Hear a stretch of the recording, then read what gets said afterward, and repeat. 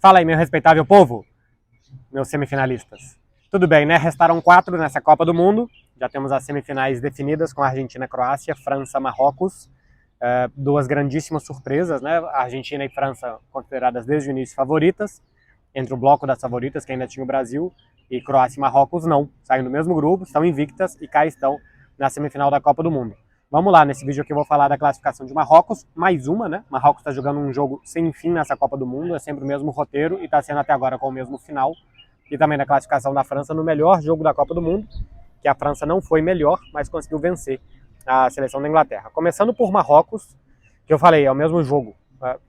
Foi assim contra a Bélgica, foi assim contra a Croácia, foi assim contra a Espanha, foi assim contra Portugal. Marrocos sabe muito bem o que tem, eles sabem muito bem quem eles são e o que eles precisam fazer. A partir daí, conseguir fazer e conseguir fazer e conseguir fazer é que é o grande mérito. Tem uma coisa muito boa que é você identificar como você pode ganhar. Olha, com esses jogadores aqui nós temos uma forma de ganhar, nós temos uma chance de ganhar. A outra é que você consiga se manter concentrado e dentro do seu plano de jogo o tempo inteiro sem sair. E a terceira coisa, e a mais difícil, é fazer tudo isso. Porque quando o Tite pega a seleção brasileira, ele também olha o que ele tem na mão dele e fala, bom, o que eu consigo fazer com isso? Quando o Deschamps pega a França, ele também olha. Quando o Scaloni pega a Argentina, todo técnico pega os jogadores e fala, bom, com isso daqui, como que a gente pode jogar para ganhar? Outra coisa é que os jogadores se mantenham fiéis ao plano. Por exemplo, o Brasil, no segundo tempo da prorrogação, no lance fatal do gol da Croácia, o Brasil sai um pouco do plano do que deveria fazer e Marrocos não sai do plano do que deve fazer. E conseguir fazer isso com os jogadores que tem é o grande mérito.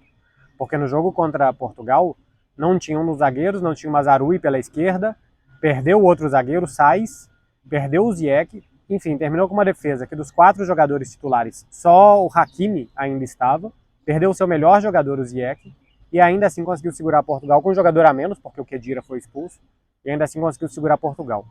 Qual que é a tática de Marrocos? Como que Marrocos chegou até a semifinal da Copa do Mundo? Cara, o que eles são?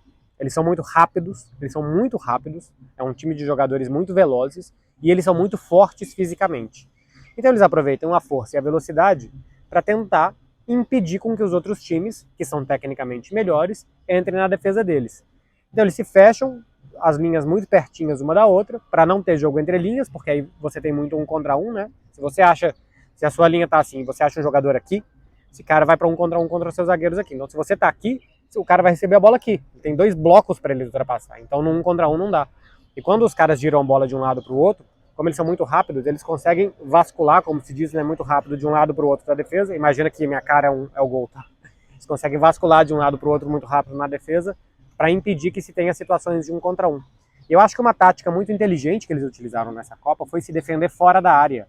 A linha da grande área é mais ou menos uma referência, tentam ficar uns 10 metros na frente da linha dessa grande área, ou pelo menos 5 metros na frente da linha da grande área, para deixar que o time só tenha posse de bola da intermediária para trás. Porque se você se fecha com esse blocão dentro da sua área, por exemplo, o que a Inter de Milão fez contra o Barcelona. A Inter de Milão se fechou com 2 linhas, então não tinha jogo entre linhas do Barcelona, se fechou durante 180 minutos contra o Barça, na sua área, na sua grande área, só que permitiu muitos cruzamentos.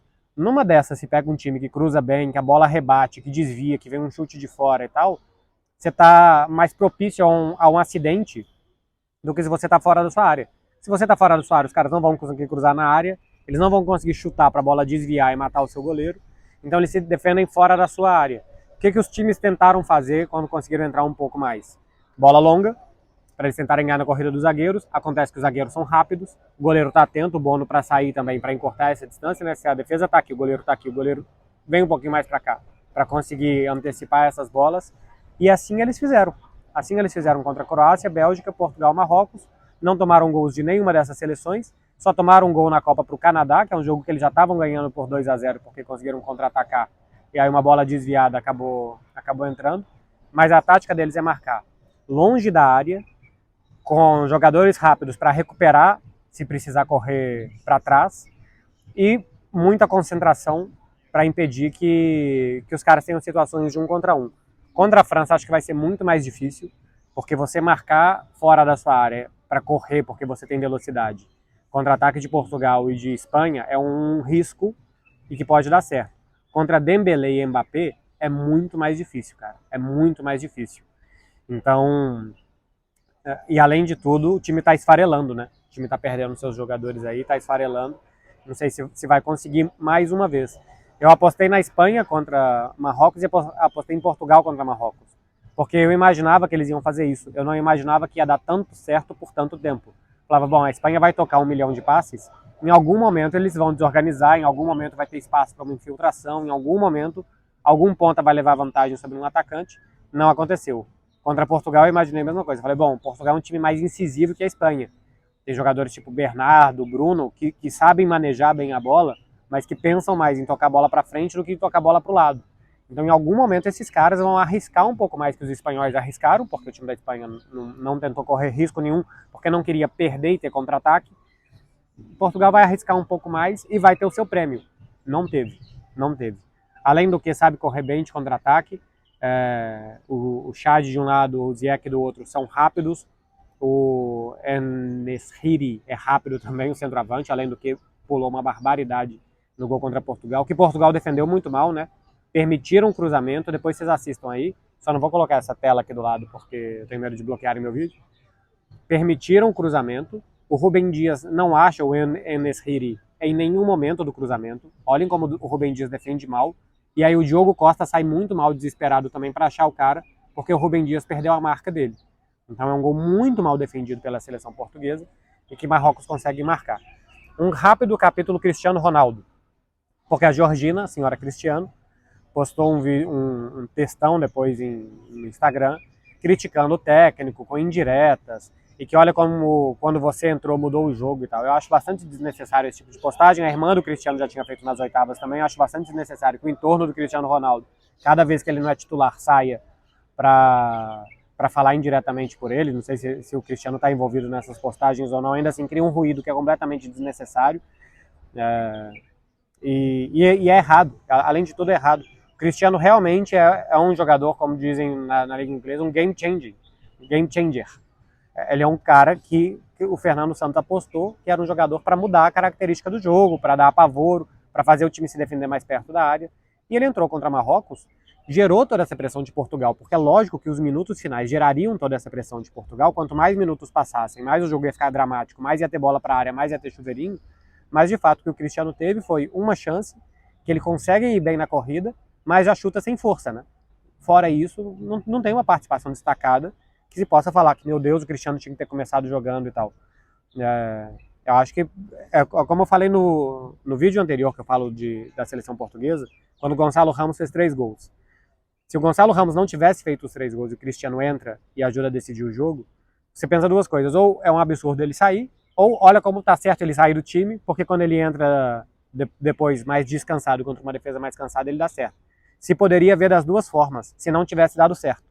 Como deu certo com o Gonçalo Ramos, não se precisou ter o debate. E agora vem a esposa do Cristiano Ronaldo, a mulher dele, para tentar reacender um debate de que ele devia ter jogado e tal. Acho que não devia, acho que a opção foi certa pelo Gonçalo Ramos e pelo Cristiano Ronaldo para gerar psicologicamente um impacto na defesa de Marrocos, para entrar mais descansado contra uma defesa mais desgastada, e ainda assim não deu resultado. Né? Não saiu o gol, o Cristiano não marcou. Então a única coisa que gerou foi mais pressão, porque era bastante normal que geraria mais pressão nos minutos finais da partida. É uma pena, né, o Cristiano, com a carreira que tem, que a Copa do Mundo tenha dado tão pouco a ele. Um jogador muito vencedor, muito goleador, muito importante para a seleção portuguesa, para resgatar orgulho. A seleção portuguesa ganhou um título, a Euro de 2016, com o Cristiano sendo o grande nome, de uma conquista muito difícil, que só teve uma vitória em 90 minutos, que o Cristiano não conseguiu jogar a final porque se lesionou, contra a França na casa dela. Mas ainda assim é lógico que foi muito importante, foi o grande nome daquela seleção, e que em Copas do Mundo tinha chegado a uma semifinal em 2006, que era mais ainda o time do Figo do que o time dele, e tem chegado umas quartas de final agora, que quando o time deixou de ser dele, né? A classificação para as quartas de final era do time do Gonçalo Ramos, que fez 3 gols nas oitavas. 2010, oitavas de final, 2014, fase de grupos, 2018, oitavas de final, e agora essa eliminação de Marrocos. Fica incompleto, fica estranho um jogador tão vencedor, que sempre foi tão longe, tão decisivo, com um caráter tão vencedor em mata-mata, que tenha conseguido um prêmio tão pequeno em Copas do Mundo. Uma pena que a Copa não tenha dado mais ao Cristiano Ronaldo nessa carreira dele. Para virar a página, falar de França e Inglaterra, para mim, o melhor jogo da Copa do Mundo, porque tinham dois times jogando futebol e querendo jogar futebol dos dois lados. O que Marrocos fez, claro, que é jogar futebol dentro das suas armas, das suas possibilidades, dos seus limites, mas que fica um jogo menos legal de se assistir, fica muito dramático, fica muito bonito, que se resista com o coração, a história é maravilhosa, mas para quem quer ver futebol como entretenimento, França e Inglaterra é muito mais legal, muito mais divertido. Desse jogo tem o ponto que a Inglaterra conseguiu parar muito bem o Mbappé. O Walker é um lateral defensor muito rápido e foi muito bem nas situações de 1 contra 1 com o Mbappé, tanto para impedir que a bola chegasse para ele com capacidade de correr, como depois que o Mbappé recebia, não dava espaço para que ele colocasse na frente e levasse vantagem. Com o Mbappé muito bem marcado de um lado, com o Dembélé muito bem marcado do outro também pelo Luke Shaw, e o Dembélé ainda tentou inventar um pouco mais, não indo só para o fundo, mas vindo por dentro. Acho que o Dembélé teve em muitos momentos uma muito boa leitura de tentar jogo por dentro para tirar a Inglaterra um pouco do esquema de marcação que ela tinha montado. A França acabou vivendo de lances esporádicos, né? O chute do Tchouaméni é um chute do meio do nada, que vai muito bem, e é um golaço do Tchouaméni. A capacidade do Griezmann, já falei aqui no outro vídeo respondendo as perguntas, nessa Copa do Mundo, de ler espaço, de ler momento do jogo, de comandar a pressão da França, de voltar para defender como volante, de ser ele é 10 e é 8 do time. Ele é volante e depois, quando o time tem a bola, ele arma como um camisa 10. Ontem, mais uma vez, foi muito bem o Griezmann. Só que a França fez um gol, começou bem o jogo, fez o gol, e depois pressão na Inglaterra. Para mim é pênalti no primeiro tempo, para mim é dentro da área o lance no Harry Kane no primeiro tempo, que o VAR ainda analisou. Eu acho que o que o VAR analisa naquele lance é que a falta foi fora da área, que não foi dentro, que a falta é lógico que foi. E aí no segundo tempo mais pressão na Inglaterra, sai o gol de empate, aí sim um pênalti que é. A França consegue num cruzamento uma muito boa jogada do Giroud fazer o 2-1, mas não é uma França que ataca o tempo inteiro, que obriga o Pickford a fazer defesas o tempo inteiro. Até tem uma do Pickford que é muito boa, num chute ou numa cabeçada, agora não me lembro, uma bola alta que ele defende muito bem. Mas quem ataca mais, quem pressiona mais, quem gera mais sensação de perigo é a Inglaterra, que ainda perde o pênalti com o Harry Kane. O Harry Kane parece um jogador gelado e todos erram, né? O jogador de 21 anos, não, o jogador experiente erra também. Então todo mundo erra pênalti, todo mundo faz gol de pênalti, todo mundo erra pênalti. O Harry Kane fez isso 2 vezes no jogo. E a França sobrevive como sobrevive. Marcando, torcendo, grande atuação do Lloris. E consegue sobreviver a uma pressão muito grande da Inglaterra, que para mim jogou melhor, que para mim merecia melhor resultado, melhor sorte nesse jogo.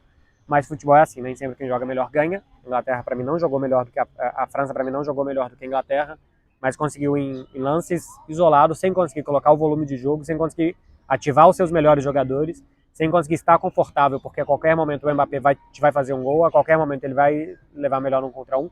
Não deu essa sensação hora nenhuma, não deu a sensação de que a França ia resolver porque conseguia acionar bem seus jogadores em nenhum momento. Ainda assim conseguiu ganhar o jogo. Até porque ter bons jogadores individuais te causa isso.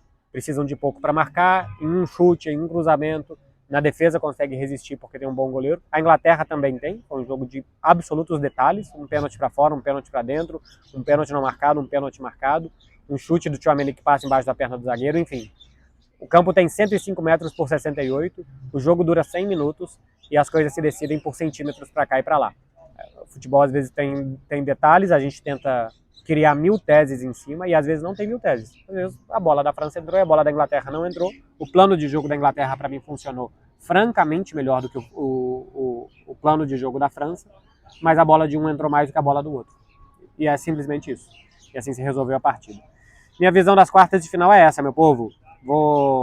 Amanhã vai sair um vídeo sobre as minhas impressões do Catar. Hoje é meu último dia de Catar e vou gravar logo na sequência aqui o próximo vídeo, para não confundir as coisas que é futebol e o outro. Eu vou falar de muitas coisas e quase tudo que não é futebol. E depois eu já de Barcelona faço esses vídeos aqui analisando semifinais e também a decisão. Beleza? Muito obrigado para vocês, bom domingo. Vocês tomem água porque amanhã começa uma nova semana. Valeu, meu povo, um abraço, hein?